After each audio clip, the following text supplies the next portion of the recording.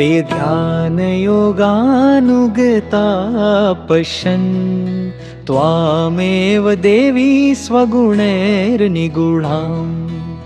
त्वमेव शक्ति परमेश्वरस्य मां पाहि सर्वेश्वरी मोक्षदात्री।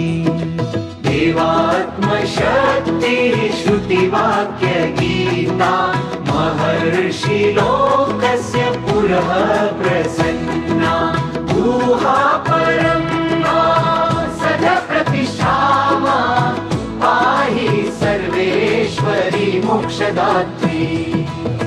परास्य शक्ति विविधैव श्रूयसे श्वेताश्ववाक्योदितदेवी दुर्गे।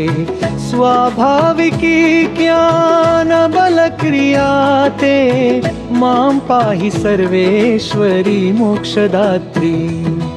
देवात्मशब्देन श्रुतिवाक्य गीता महर्षि लोकस्य पुरः प्रसन्ना।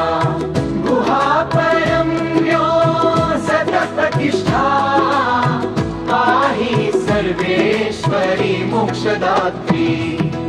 देवात्मशब्देन शिवात्मं भूता यत्कूर्मवायव्यवचो विवृत्त्या।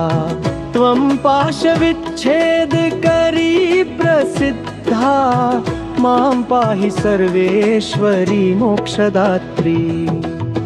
त्वं ब्रह्मपुच्छा विविधा मयूरी ब्रह्मप्रतिष्ठास्युपदिष्ट गीता।